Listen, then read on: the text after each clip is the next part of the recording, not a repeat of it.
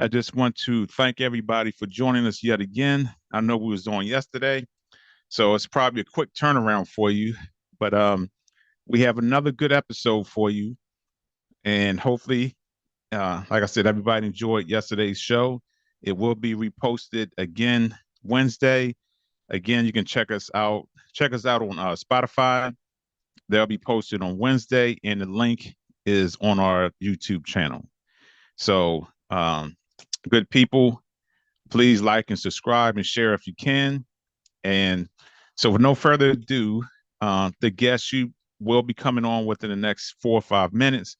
So, I'm just going to, give the introduction as far as who she is and what we're going to talk about. So, she's a neuroscientist, and her name is Dr. Yaya. I'm not even going to butcher her last name. So, I'm going to wait for her to come on, and I'll let her say what her last name is. But her name is Dr. Yaya, and she is a neuroscientist and artist born and raised in India. She earned an engineering degree and a master's degree in neuroscience and a doctorate in cognitive neuroscience. She then worked as a postdoctoral. Okay, so lo and behold, ladies and gentlemen, guess who is showing up to the party for the first time in a month? So I would like for everybody to put your hands together, make some noise for the one and only, my other brother, well, my brother from another mother, my identical twin, Marcus Thomas Tompkins. And Hey, what's up, everybody? How y'all doing? I'm back. He's back in the building. He's back in the building. I'm back in the building. I All had right. to take care of some things. Life happens sometimes, so but it's all good now. So I'm ready to get back at it. Okay, so that's like perfect timing. Now Yeah. we have our second guest. I'm sorry, our guest, Dr. Yaya. And I don't know if you can hear me or see me. If you can, could you please just let us know that you are here? I can hear you now. Can you hear me? Okay, there you go. Yes, I can see you. How you Okay. doing? I'm very good, thank you. Thank you so much for having me. How are you today? Oh, I'm doing great. It's Sunday. It's a beautiful Yeah, weekend. It's kind of cold, but yeah, I'm doing yeah, great. yeah, yeah, yeah. Is it Okay, so snowing where you are based? no, I'm in Georgia, about 30 Okay, miles south of Atlanta. It's just okay, cold. It's like 15 degrees, but no snow, thank God. okay, okay. Yeah. All It right. snowed all through it snowed like all through Friday. So everything here is like covered in like a blanket of white, which is very beautiful. Nice. And where you Yeah. located? I live in Bethesda, Maryland, just outside of Okay. DC. Yeah. Yeah, I used to live in Maryland. I moved from was it Woodbridge 5 years Oh, ago. cool. Yeah. Oh, small world. Mm-hmm. I Yeah. enjoyed it. Okay. So, Doctor, I don't want to butcher your last name. So I was gonna wait It's for you to come on. Okay. yeah, yeah. It's no worries. It's not an easy name to pronounce, but it's easier than it looks. Okay. It's Vishwanathan, like making a wish. Okay. Washanata. Yeah, perfect. Yeah. Okay. Yeah, Awesome. yeah, yeah. Okay. So I was just doing an introduction before you Hmm. chimed in. So if you would just go ahead and continue or take the floor, let us know who you are, Okay. um, and what it is you're going to talk about today. Oh, sure. First of all, again, thank you so much for having me. It's a real pleasure to be here. My name is Jaya Viswanathan. I am a neuroscientist. So I've been working in neuroscience research since my undergrad, basically. And then I did a master's and a PhD, as well as a postdoctoral fellowship where I was doing experiments trying to understand the mechanisms by which Our brains take the external stimuli that come into our brains, like light waves, colors, sound waves, frequencies.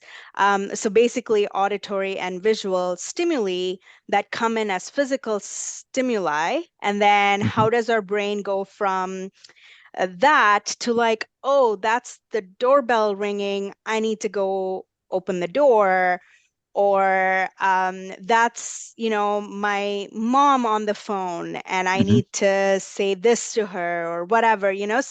So how does our brain go from physical stimuli in our environment to behavior? So that's kind of broadly what I was studying.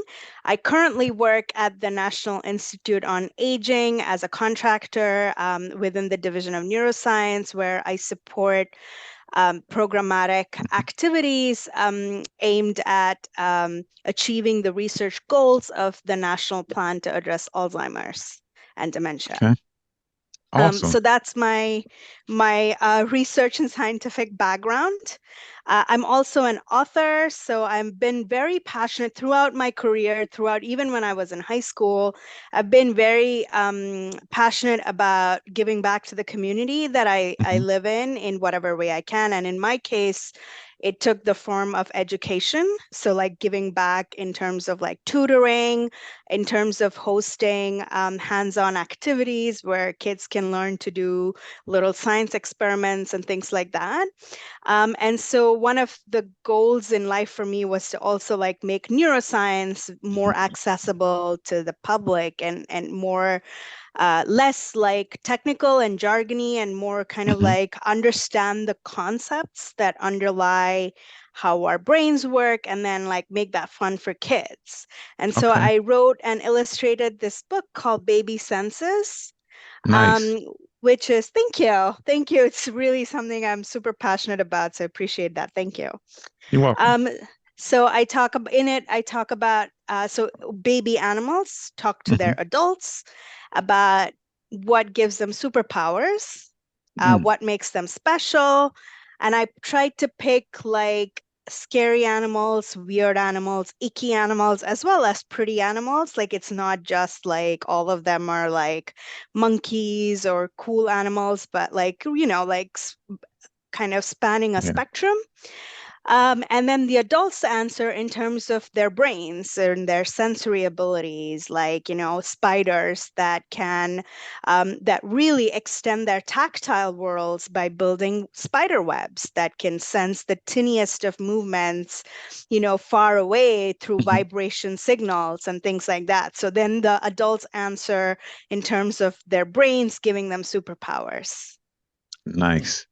That was Thank very you. deep. Thank So, you. how could you break that down for someone Hmm. that don't really know much about neuroscience? Because that was a lot that you said. So, if you can just break it Hmm. down in layman terms for the Sure. average person, why would that be significant for us to know that? Oh, sure. So I think firstly, why? So firstly, I think it builds an appreciation of the world that we live in.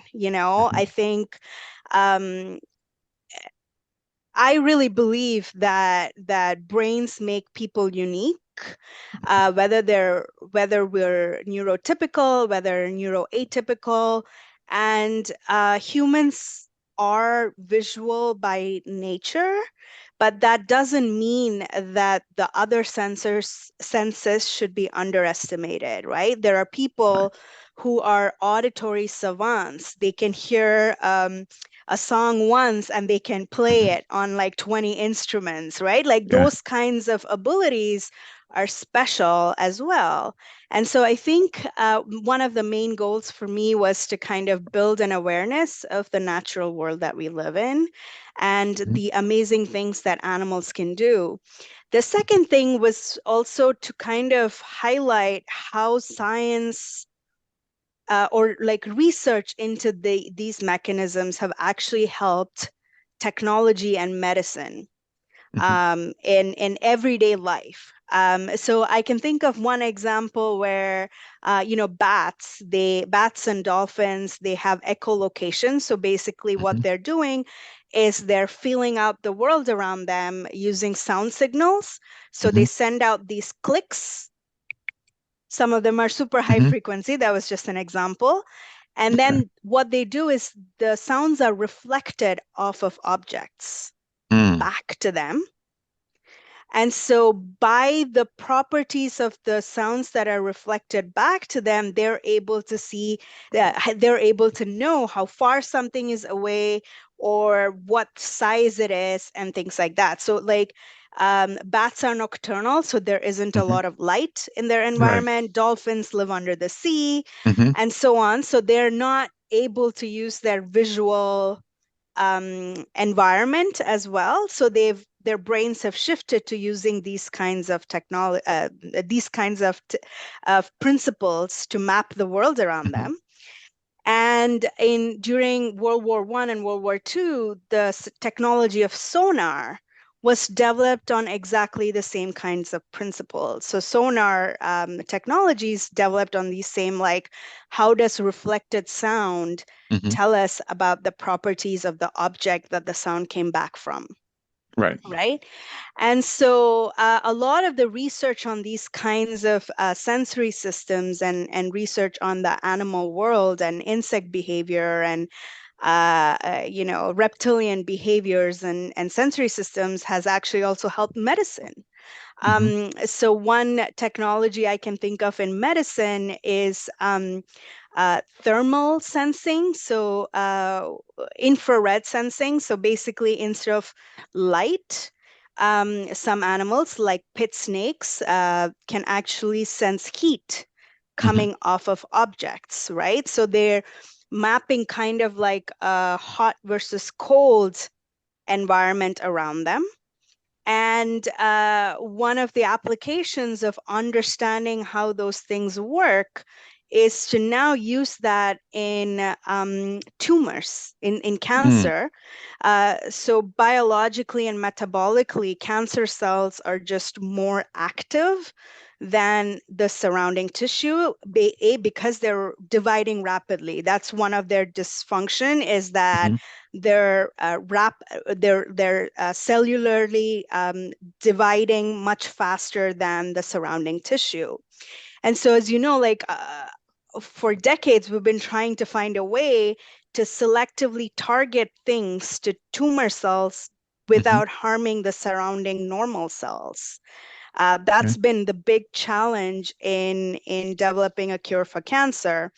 But what they're now trying to develop are these nanorobots and nanobodies that are heat-seeking. So essentially, they're going to go not by vision, not by color or anything, but they're going to go and stick to these hotter cells. So it brings in a specificity, and it's bio-inspired design, right? And so understanding the world around us also helps us build on Right. technology in innovative ways. Okay. Yeah, All right. So I have a question. I'm sure. into sound therapy Mhm. heavily. Is there any way you can relate? Like I listen to binaural beats, and I know it's more or less based off of frequency and vibration, because Yeah, we're 70% water, so it affects us more that way. yeah. But what effect does it have as far as with our brain Oh, neurology? Okay. absolutely. Yeah, yeah. So I can definitely talk about that. So I should say primarily a lot of my research personally has been auditory. So it Okay. does hold like a special place in my heart. Awesome. Um, but I would say one of the things that rhythm, so again, in music, you can break it down into what affects the brain as well. One of the things that have been definitively shown is that rhythm can affect the oscillations that are happening in our brain. So one of the things that we've seen is that um, uh, there are intrinsic biological rhythms that are also, of course, there are external influences to that as well. Like a great example is sleeping, right? So most people sleep at night and are awake during the day. But then, of course, there are exceptions, night owls versus early birds and things like that. But so there are all these intrinsic rhythms in our bodies.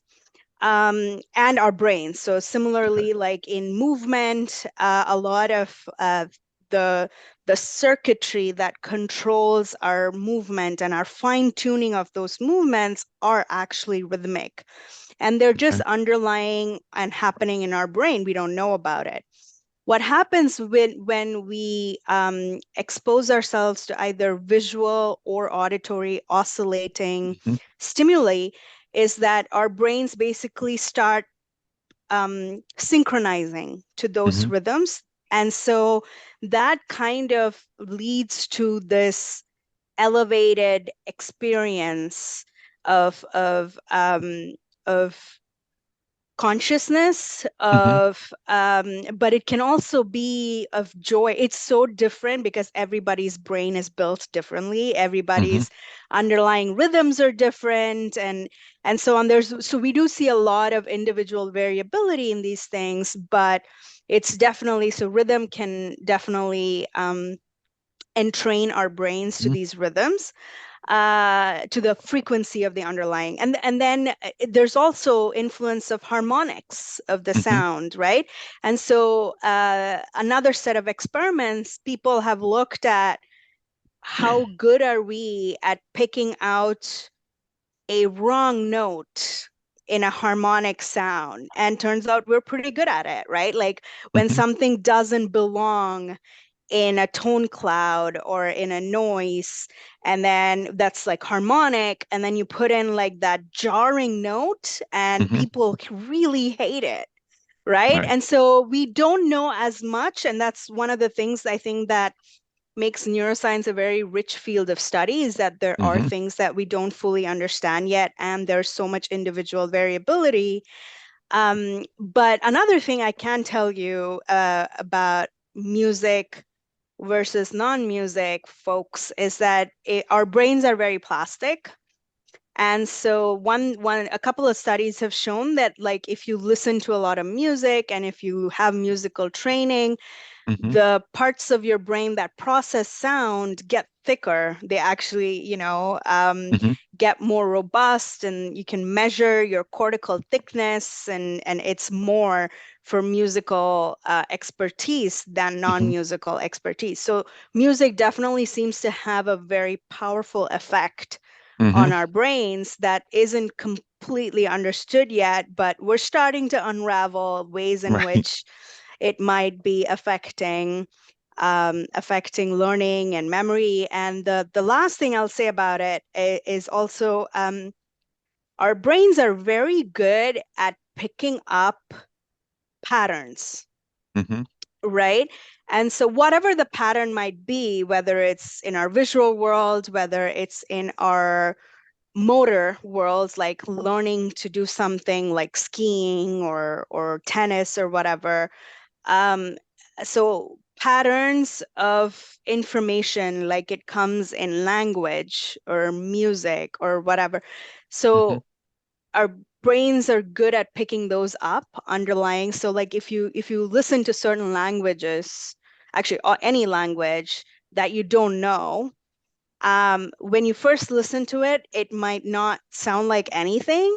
Mm-hmm. But if you listen to it long enough, one of the first things you start picking up are the pauses Mm.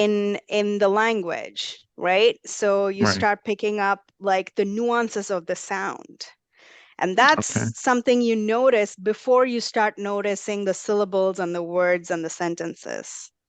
So Nice. again, this is something when you go into a language and you don't know it at all. Like, I don't know, like I don't know anything about Mandarin or Mm-hmm. Cantonese. And so when I listen to that, the first things I would notice are the pauses and the tones, right? Okay. So kind of like the auditory rhythm. And then you kind of build your auditory knowledge of a language from there. And that's how babies learn to learn different languages as well. Nice. I have a lot of questions for you. So I have Sure. three, and then I'll let Mark if he have any. Okay, so I'm pretty sure you probably heard the myth as far as the bigger the brain, the smarter the person. Now, is that Okay. any truth to that, or is just a fable that people like to put out there? It, Yeah. So I would call that a myth. okay. Um, uh, It's really, I mean, because one of the things is our brains, human brains, are very, there's a lot of folds.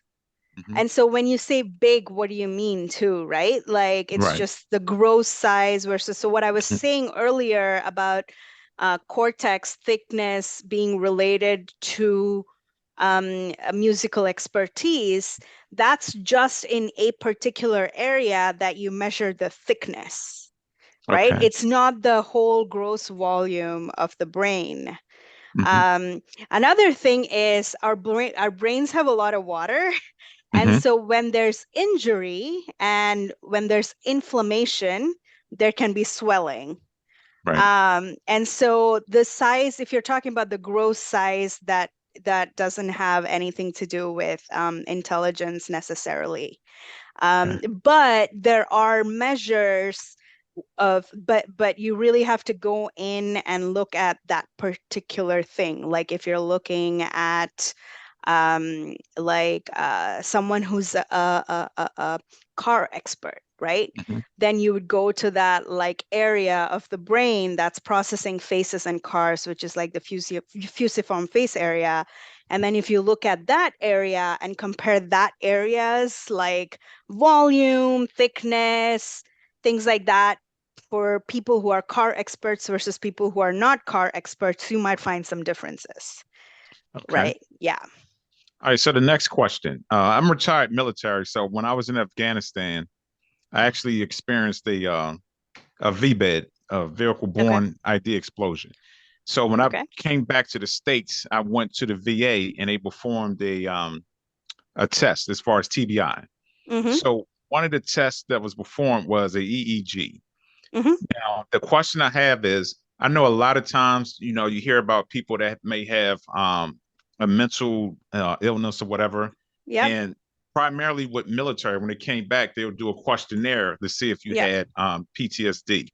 But Yep. when I went through, they actually measured the brain waves and they can see if there was any imbalances and so forth. So the Mm-hmm. question is, why is it that most tests for whether it's mental illness or Mm-hmm. PTSD is not used or tested with the EEG based off of a questionnaire? So your question is why are more things based off of a questionnaire than EEG? Yes. Okay. So first of all, thank you for your service. Thank you. It's really takes someone really brave to put themselves in danger to protect others, and that's amazing. Second, to answer your question, I think so. EEG it's so experimental neuroscience by itself is quite a new field. Mm. And one of the things that we need to do in scientific pursuits is understand what is normal before you can measure what is abnormal, Okay. or what is not functioning well. The problem with something like with something like TBI, but also like military injuries or PTSD or even trauma. There's different kinds of trauma. There's emotional Hmm. trauma. There's trauma based on race, trauma based on Hmm. sex, gender, and sex, and all of that. So all of those traumas, they're not well characterized because Hmm. everybody's traumas are unique, Okay. right? So it's hard to form a baseline of what those signals look like, Okay. um, and where they're coming from. So the other facet to this is just a limitation on how to measure signals from your brain Mm. in adults, adult humans or Right. children even, but like in humans, because a lot of what we know about the brain we get from animal studies, we get from computational simulations, but again, it's Hmm. not the same as getting data from the human brain. So now there are emerging technologies. So I don't know if people have heard about it. There's certainly been news articles about it, but there's a new technology called induced pluripotent stem cells and building Yeah. organoids. So people are building organs in a dish. They're trying Mm-hmm. to build brains in a dish. I mean, it's still a far way off to Mm-hmm. start simulating what those signals look like. Okay. But I can imagine in a more mature state of that technology, you can build a robust baseline of what an IED Mm-hmm. damage would result in the EEG Right. signal to look like. So it's important because there are some things that we have established, right? There have been about 50 odd years of EEG studies. There are certainly lots of advantages of using EEG. The EEG studies, when they were first developed, were extremely clunky. Mm-hmm. You had to like sit there with like a lot of wires running from Mm. your head to the amplifier to the Yeah. computer. Now you can get like a dry EEG system and wear it as a hat while you're cooking, Right. right? Like, so Nice. EEG systems are also developing. Okay. They're now wireless. We have a lot of baseline for things like reading, right? So you can just look at what reading signals look like from EEG. But again, the problem is like kind of identifying what signals look like when they're not working the way they're supposed to. Okay. And because again, trauma is individualized, it's difficult to build a baseline. I'm not saying that questionnaires are a great way Right. to get that baseline anyway, Mm-hmm. but that's that's going to get at something, right? Right. And so in a world where we're trying to, I think, from the medical research community, we're trying to move towards personalized medicine, right? Mm-hmm. Where someone comes in, we take your blood and take your testing and then give you like a combination of lifestyle interventions as well as medication if necessary that are addressing what is wrong with person A Okay. and it's not going to be the same as addressing the underlying conditions of person B, right? Okay. So to get to that, I think we're still a ways off, but it's promising. And then once we have that kind of like baseline data, it'll be easier to kind of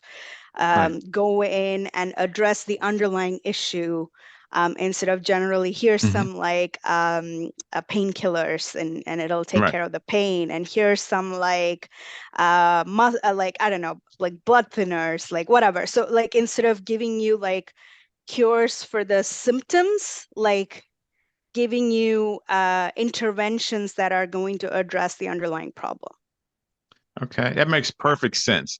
Because I'm Thank you. when I went to the VA, like I had all the wires attached to me. It was at the old style, and Yeah. so I asked the doctor. I said, "Can you tell me what the results are?" And she wouldn't give me the results. She said, "Oh, trust Okay. me, if something was wrong, you would know. Your chain of command would know." But so my Okay. last question for right now, as far as somewhere I read before, I don't know how long ago it was, but it was we only use like 10% of our brain. Is that true? And has it ever been anyone that used more than 10%? And if they have, what does that look like? If that makes sense, if you can. Yeah. So again, it's one of those brain myths, I think, Oh, because again, you can talk about what does it mean to use your brain, right? mhm, Like even when we're breathing, there's like input, there's like a lot of oversight from our brainstem, breathing, baseline emotions, baseline activities, the feeling of things like hunger. mm, That's a hormone signal going from your hypothalamus right. based on things happening in your stomach. So all of these are things your brains are doing. So I'm drinking my cup of tea. One of the things I learned um, during grad school that really blew my mind is like every time like I'm taking a sip of Mhm, tea, the weight of this object changes. And so your brain will automatically calculate to adjust the grip strength so mm, that because if you grip something too hard, it's going to crush or break. Mhm. If you grip something too soft, it's going to slip and fall down. So Okay. like as we go through life, everyday little activities that we're doing, our brains are constantly engaged. So Mhm. there's no such thing as only using 10% of our brains. And the other thing too, even when we're sleeping, actually sleep is a state which is very important because your brains are incredibly active in that time. Okay. They are consolidating memories, consolidating things that were learned, clearing out debris.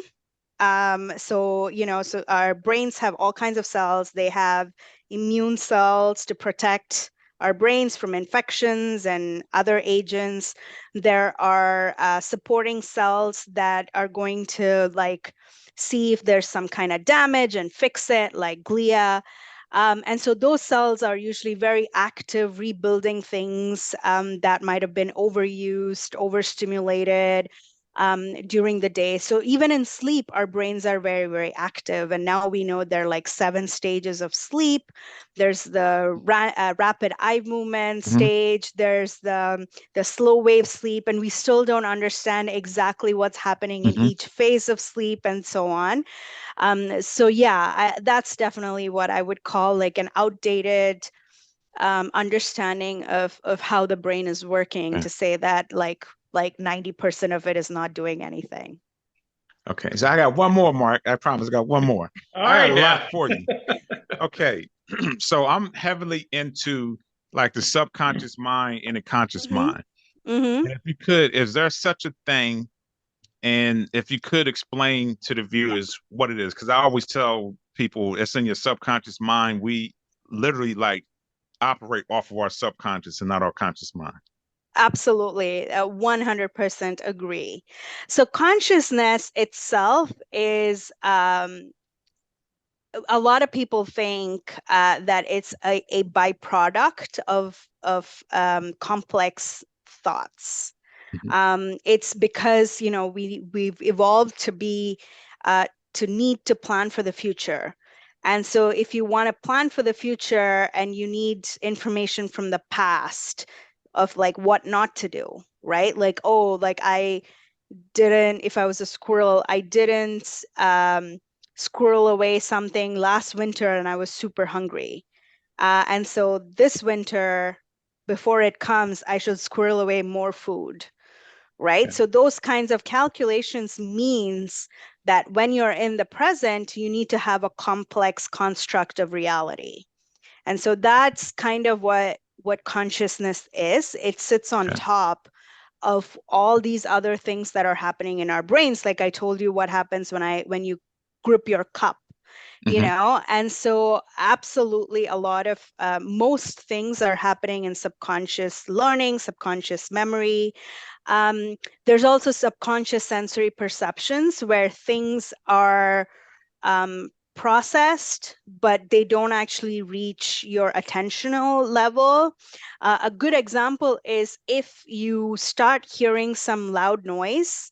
At Hmm. first, you take notice of it, but over time, you'll notice that you don't hear it anymore.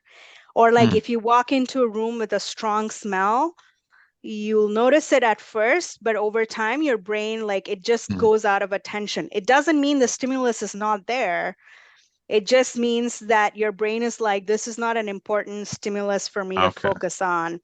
And so all of these things, and then like it's really our brains are quite efficient, and they've learned to solve problems efficiently. And so over time, if they have computed that it's easier to like just jump to this outcome, they're going to do that and not engage your consciousness.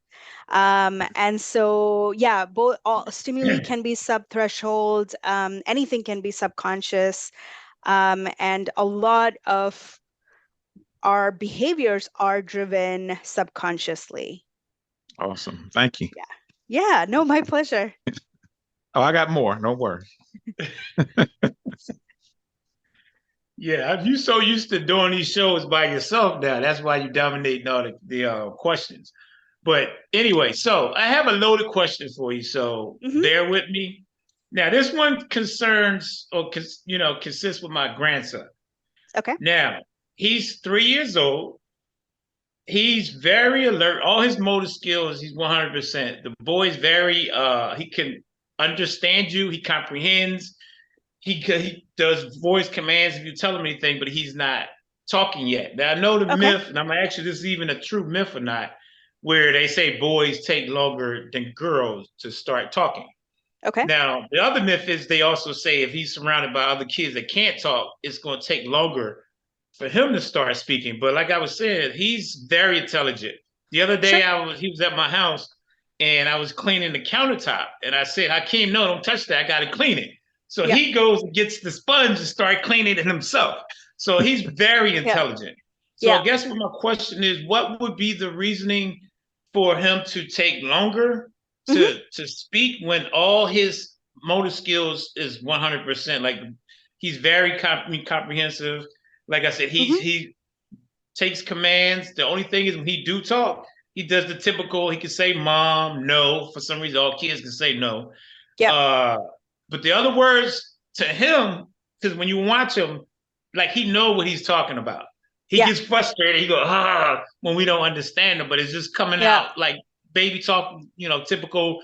The words are cluttered, and you really don't understand him. You got to make him say like 4 or 5 times. But so my Yeah. question is, what would stem to that, to where a kid could be that intelligent but Yeah. not able to speak yet? Yeah. No, thank you very much for that question. I think that's very important to talk about. And to me, it's just there are different things that we need to learn when we're children, and children's brains are like sponges, right?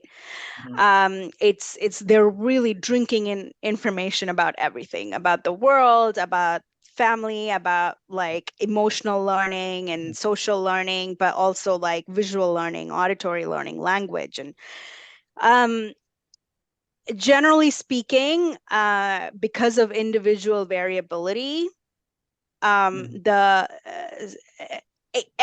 kid is going to pick up something really quickly and take time on something else. Right. And it's just like kind of like the underlying baseline wiring, if you will. But there are ways to like accelerate or decelerate something like that. Um, I am not a child neuroscientist, so that's my disclaimer. So it's not like I would know exactly what are the techniques to use to like accelerate learning and reading and things like that. I do know that if you like, you can read to kids a lot, because reading and listening is a very important part of learning to speak well. And it can be just, not putting pressure on kids to learn anything at any rate. Because like I said, I think, uh, people like, I am more of an auditory person than I am a visual person. That's how I've been since I was a kid. I would move to a song before I would watch something on TV or like even read a book. Like I was very driven auditorily. And that persists today, but today I read a lot, right? So it's something, because that's my interest coming in and my top-down conditioning of like, okay, reading is important.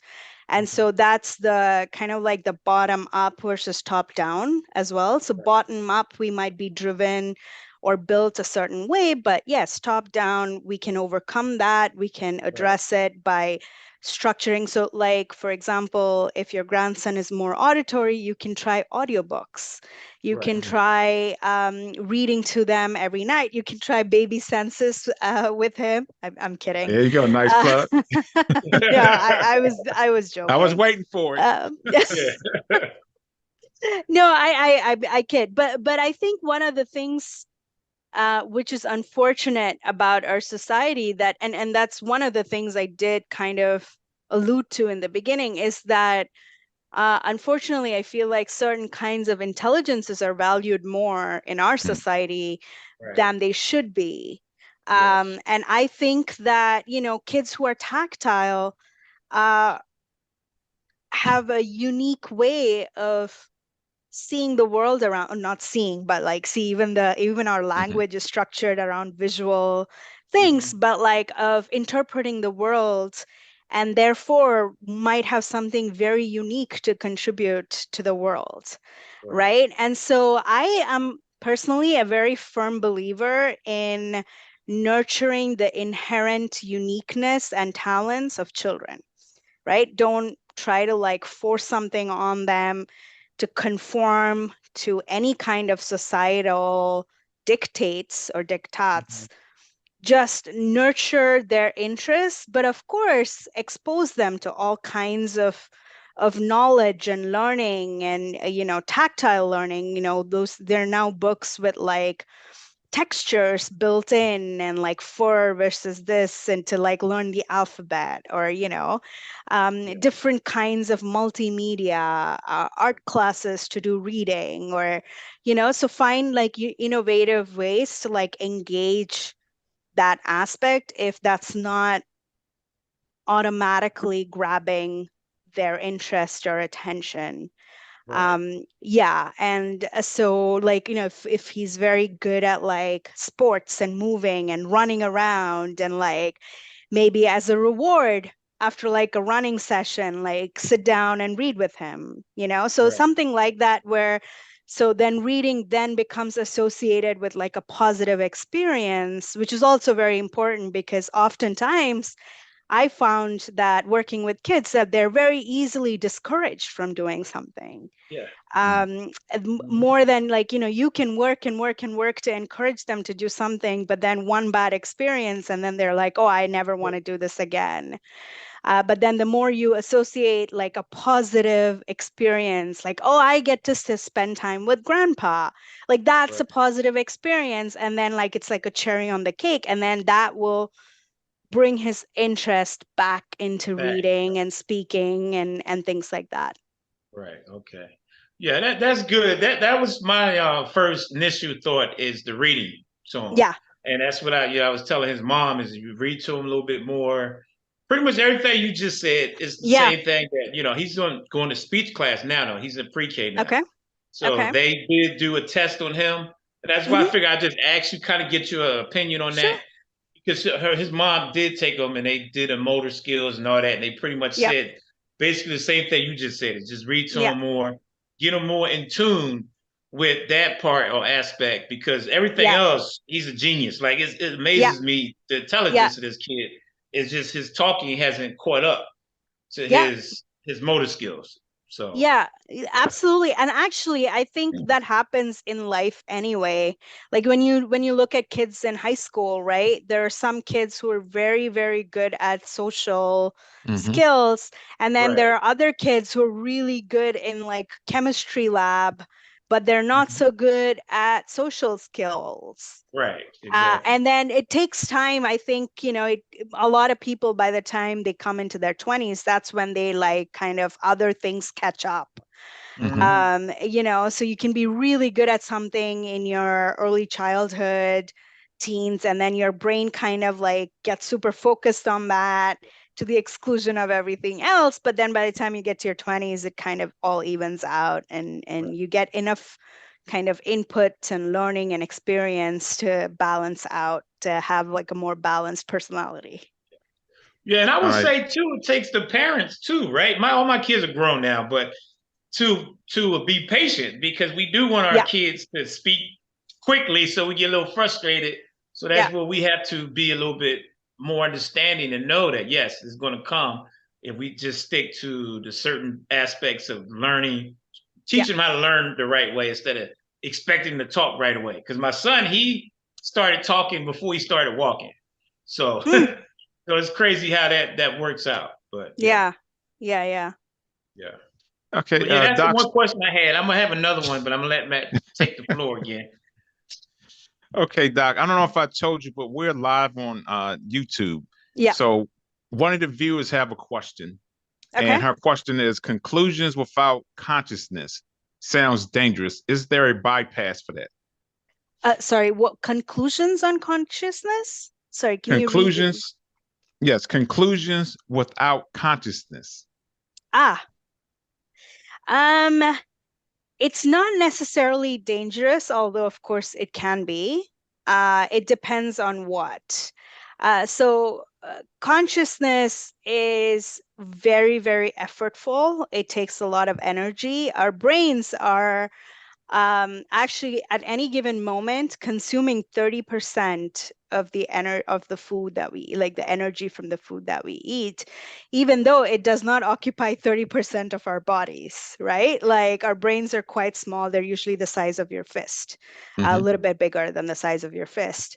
And so it's very effortful. And so usually conscious decisions are coming from a place of importance, right? So when things are important, they do get to your consciousness, and then there are decisions.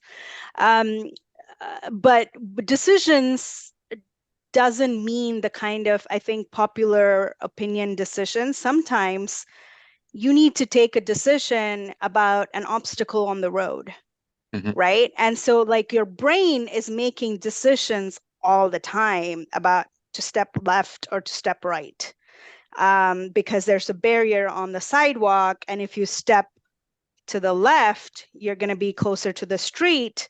If you step right, you might trip and fall into someone's garden, right? So those kinds of decisions as you're going through life, they become incredibly draining if all of them are reaching your consciousness. So a lot of those for children who are learning to walk for the first time, everything is conscious. It's like when you're learning to play the piano in the beginning, everything is conscious and it's very effortful. You get tuckered out when you're learning a new musical instrument.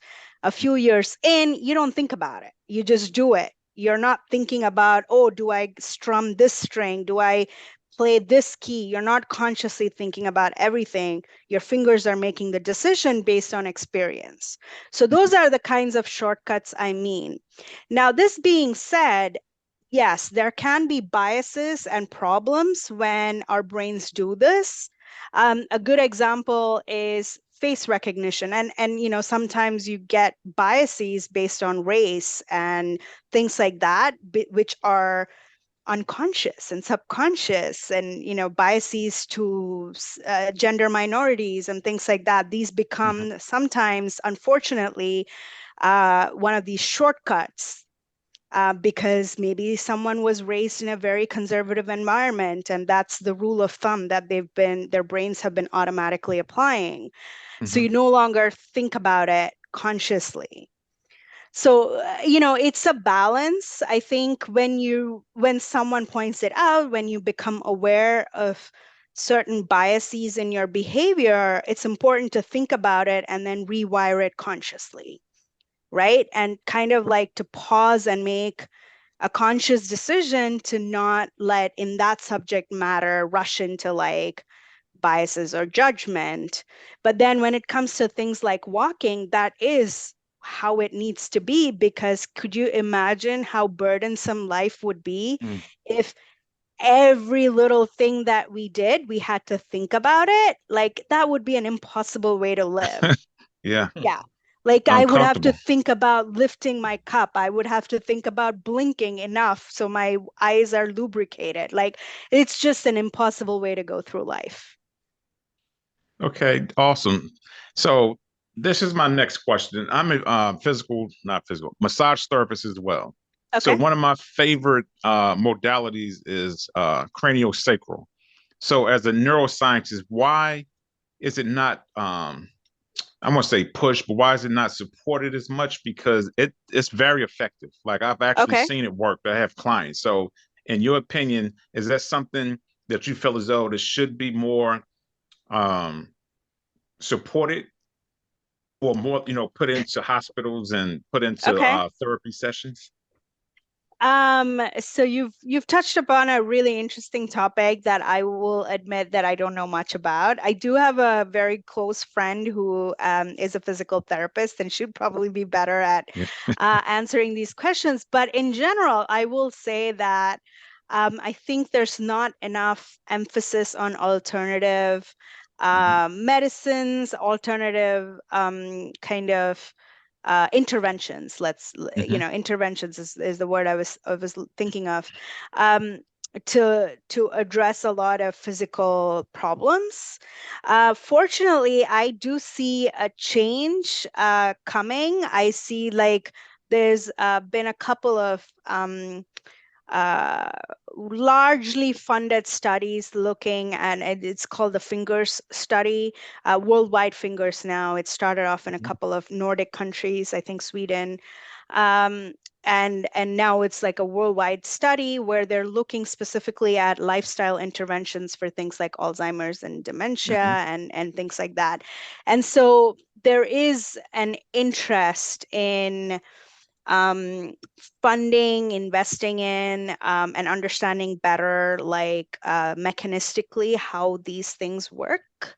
But again, it's one of those things that it's not to sound cynical, because I still love science. I think the scientific endeavor is beautiful, but the system can be a little bit entrenched. It can be a little bit entrenched when it comes to new ideas, new ways of doing things. So for example, open science was a big push that we did. And when it first, in neuroscience, when we first started doing that, there was a lot of pushback, right? People didn't want to share their data. People didn't want to do collaborative science the same way.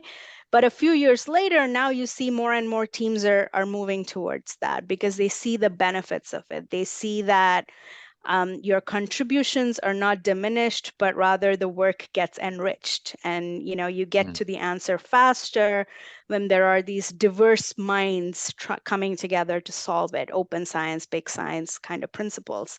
So it's one of those things, I think, looking at alternative ways of addressing physical trauma, physical issues. It does need more scrutiny, more investigative time and resources. I agree with you there, but yeah. Okay. All right. So my next question, as far as now this may be another myth, increasing your brain cells. How would you go about doing that? My thought is always reading, just educating yourself more.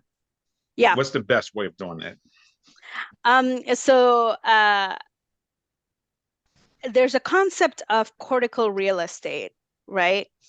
And use it or lose it. So so the more you practice, the more you use a part of your brain, the better you get at it. That's just a fact. Right? And so learning new things, forcing your brain to do things that in a different way, excellent way to like keep your brain limber, if you will, and kind of agile, and be able to jump from one idea to another. So those kinds of things comes from constantly learning, constantly. I completely agree with you there. And learning new languages. So there's been a lot of studies that show that if you're bilingual, if you're multilingual, then if you get some kind of disorder like dementia, you're going to be slower at losing cognitive abilities compared to single lingual persons. And sometimes it's kind of like, if you think about like a highway of information skidding around, it's like building additional roads between point A and point B when you learn a new language or a new skill. And so if you have a road breakdown in one place, you can still access the information through a different road. And at least that's how I kind of think about it. And so, those would be the things that I would say are very important. The other thing I would say too is I mentioned earlier that our brains are consuming 30% of the energy that we're consuming from food. And one of the things that's happened in modern society is there's a huge emphasis on looking a certain way. Mm-hmm. And a lot of people starve themselves in midlife. The problem is in midlife, bodies go through a lot of changes. For example, women go through menopause that changes hormonal content in their bodies and their brains. And so weight gain or weight loss is inevitable. So we Mm. shouldn't put extra pressure on our bodies by starving ourselves because these kinds of changes are inevitable. And so eating healthy and um, being active. I won't even say like you have to go to the gym and be a gym Right. rat. That's not what I'm trying to say. But like not being a couch potato all the Mm-hmm. time, like being reasonably active, using your muscles just like your brain. Mm-hmm. If you don't use it, they get flabby and they don't, Right. you lose them.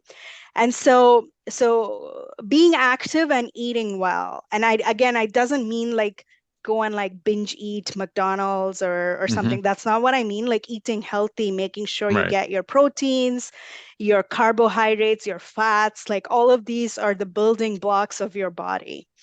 And Okay. so if what happens when I say midlife starvation, your brain, what it does is our brain is a very fatty organ.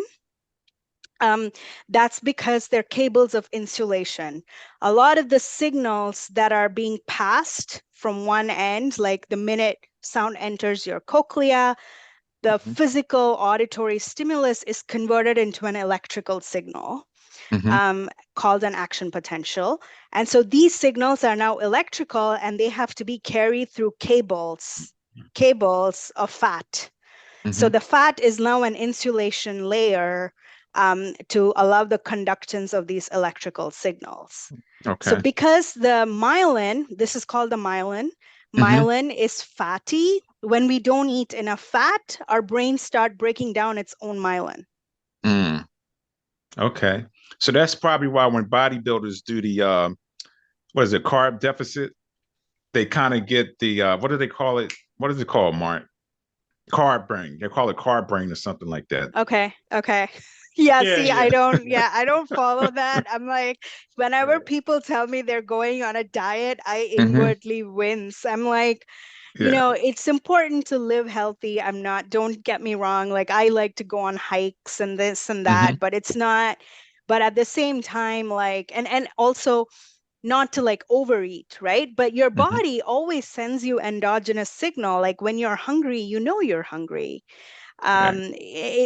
So like if you're like honestly listen to your body and like make sure you get a balanced diet with your essential fats and your proteins and everything, and then you don't have to worry about it so much because you're Okay. making sure that your body has all the substrates it needs to do all the actions that you need to do in life. Love it. So I have two more questions for you. Okay. So the first one, does androgyny start in the brain, or is that something that someone can actually just do within themselves? That's the first question. And when I say androgyny, as far as Yeah. I don't know if that's the myth again, as far as left side of the brain, right side, women are Okay. more left side being the feminine energy, and men, the masculine being the logical side.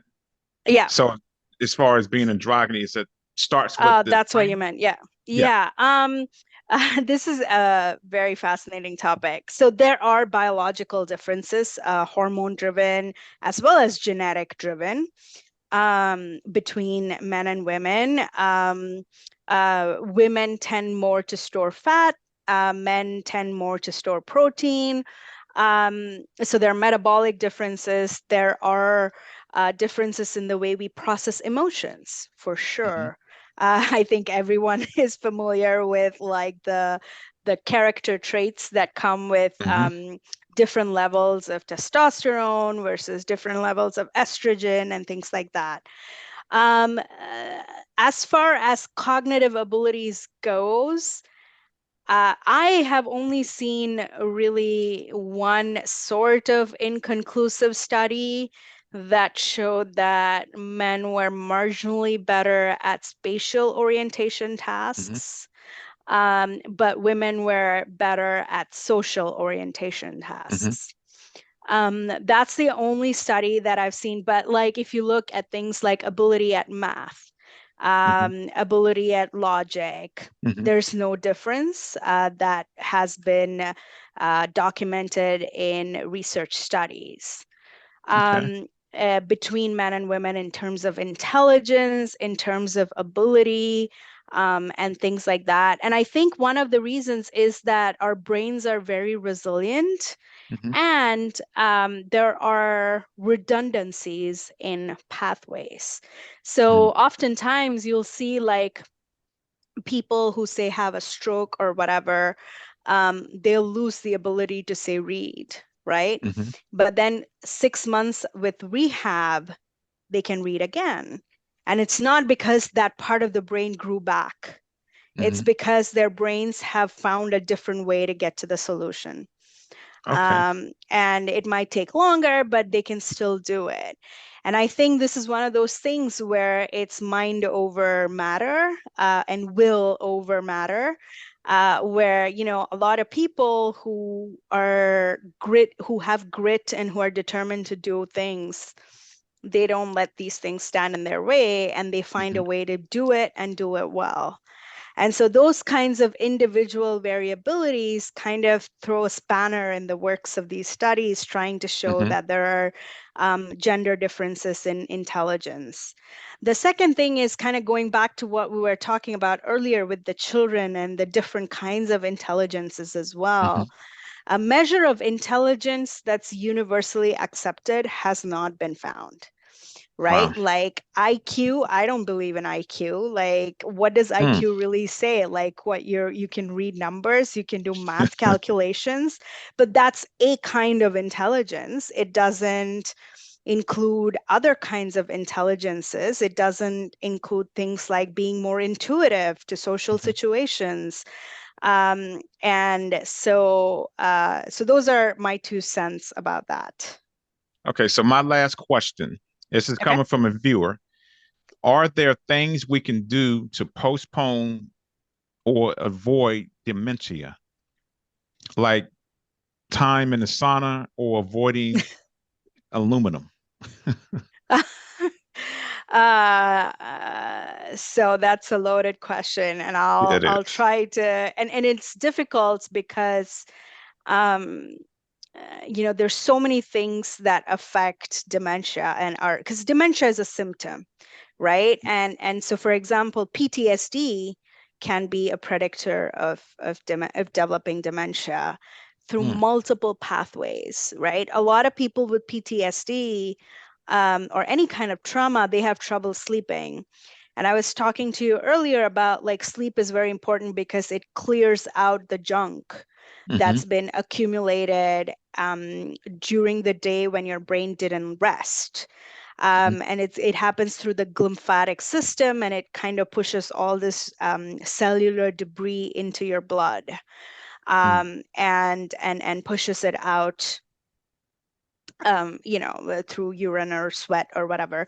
But so there's sleep, but then there's also nutrition. But then yeah, trauma kind of hits both, right? And so Right. there are multiple pathways to get to dementia. Um, the promising thing is like there are studies now and clinical trials that are being conducted to look at lifestyle improvements, to look at specific supplements, non-pharm as well as pharmacological interventions to address dementia.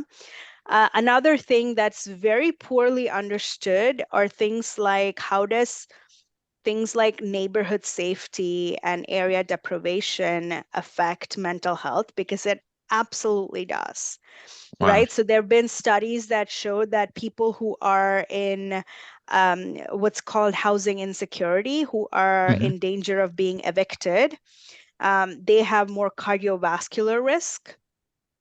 Mm. And if you have more cardiovascular risk, you have a higher risk of getting dementia. So, Wow. because dementia is a symptom, there are multiple pathways to get there. So, to answer your question, I think not to overwhelm you or overwhelm any of the listeners, but it's important to like ignore the things that are out of your control. There's also a genetic component that's not under Mm-hmm. your control, so ignore those and focus on the things, the lifestyle improvements that you can do that's going to help. So those are Okay. going to be getting good night's sleep, avoiding this midlife starvation during no it's really because the prodromal phase for Alzheimer's or dementia is from like 10 years 10 to 15 years before the onset of symptoms, Oh, wow. right? So it's really like throughout like the middle of your life, you should Mm-hmm. pay attention to like eating well, Mm-hmm. sleeping well, and getting moving your body. Again, not Mm-hmm. necessarily like getting cardio exercise versus lifting weights or anything, but like Right. move your body to the amount that works for you and for your metabolism. Okay. And so those are the things that we can control. Stay informed, read more about new studies and new clinical trials as they're published, as new findings come out. So yeah, do the things under your control. Okay. Yeah. All right. Marcus, what do you have? I forgot my question now. So you pretty much just spoke on it. So you might be answering the same question already. Again, I might just be put Okay. in a different way than the way Matt asked it. Now, it's correct me if I'm wrong, if this is even a myth or if there's even truth to this. A buddy of mine and I was talking the other day. We was talking about on our differences and how we have the ability to comprehend. Now, for myself, I'm more of a visual. You could Okay. put me in a classroom and it take me so much longer to comprehend it. But if you put me in front of it and show me, I'll pick it up in a heartbeat. Mm. And then he was stating that, oh, I'm the type of person, I'm in a classroom setting, I learn it, give it to me, and I comprehend it, and then I go do the job. And then he was basically saying that I'm smarter than you because I can comprehend in the classroom, and that's what we Yeah. got in the debate. And I'm like, there's no truth to that. It's just I'm more of a individual. I can see it and then I can pick it Yeah. up. And in the Yeah. classroom, I'm the type of person where I guess I get bored easily. If it's Sure. just sitting in one place too long, I drift off. Yeah. So my question to you is, if there's a myth to that, is there even truth to that at all? That's Yeah, just so no, yeah, I certainly don't believe so. I can't speak for the entire neuroscience community, but I think intelligence is such a nuanced thing that it's really difficult to measure. There are autistic savants with eidetic memory. They look at something once and they'll remember it forever. I Mm-hmm. certainly am not eidetic. I forget things all the time, but I've done fairly well, and I in my career and in my book. So I'm not. I certainly don't subscribe to the idea that intelligence only comes in one form. And the other thing that I personally don't like subscribe to is this idea that uh, people have to contribute the same way to society, right? Like Mm-hmm. the or even in a team, like I worked the teams that have been diverse with different points of views and ideas, and those points of views were encouraged and not suppressed when they're different. Those have been the most innovative and productive teams that I've personally worked in. And so this idea of neurodiversity is something I'm a very passionate believer in. Um, and yeah, so again, in baby census, I tried to pick these animals like frogs that are kind of slimy and icky, but frogs are incredibly intelligent because they have sensors that are able to that are able to detect the flow of currents in when they're underwater. And tadpoles as babies, they're able to like throw themselves out of danger's way and pull themselves out. When I was a baby, if you put me in water, I would have gone with the tide and been drowned, right? Like, does that mean that that frog tadpole is more intelligent than me? Right. Right? And so again, it's you know, oftentimes also like, our brains are resilient and beautiful and intelligent, and they find ways to optimize and survive in the environments that we're in. So yes, there's a baseline of like nature versus nurture, of like what are you born with baseline. But then, some people grow up in incredibly difficult environments where then the mandate for your brain becomes survival. And so that is then what your brain becomes optimized to do. Right. That isn't a comment on anybody's intelligence. And in as they when they're adults, if they are now suddenly in safer environments where their learning can be encouraged, they can bloom. They can learn, they can read as adults and write and be incredibly productive um members of society. So yeah, but this is like my my personal, I'm Personal not opinion. speaking on anybody's behalf, but Right. I don't think that intelligence comes in one form. Right. Yeah. I agree. Awesome. Well, I love it. So Doc, we're gonna have to have you back on for It would part be my two, pleasure. Yeah. because there's so much information and there's so many questions I have, but I don't want to take up your time. So the viewer KJ, she's the one that's been asking all the questions. She said, "Thank you so much. Everything has been very informative," and she would like to know how can she purchase the children's book. Oh, sure. So I have my website as well. It's just babycensusbook.com. It's available on Amazon.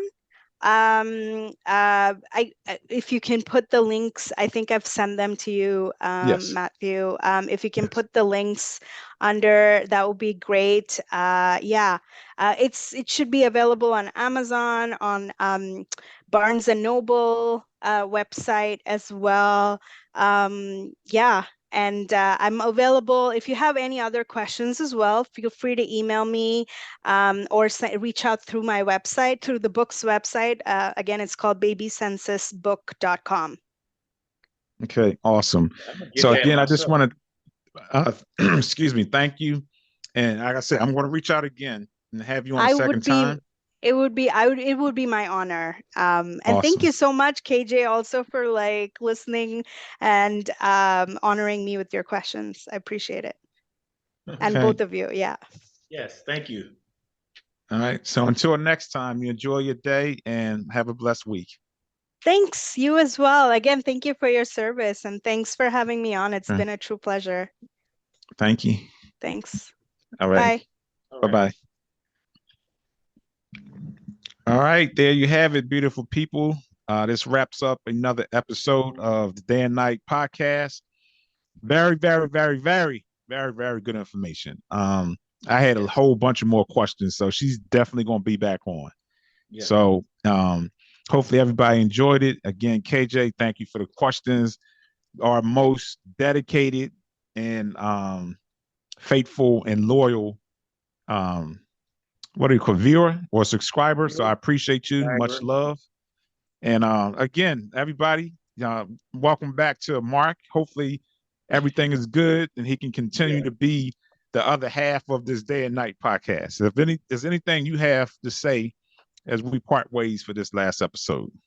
No, just I'm back and I'm here to stay. We all, like I said on the opening, life happens sometimes, but this is a very good show, and I've been watching your last three podcasts, and they all been good. So I just, like I said before, I love the guests you have on here. I love the topics. So keep tuning in, guys, because it's very good, informative information. So it enlightens you, enlightens me on a lot of stuff that I didn't know. So I love it. So I'm looking forward to the next one. Okay. So with that being said, I will have the link for excuse me, her book posted on Wednesday when the video is posted again. And yeah, so just check it out. And as always, beautiful people, your thoughts becomes your beliefs, and your beliefs becomes your reality. All right, y'all be good. We out.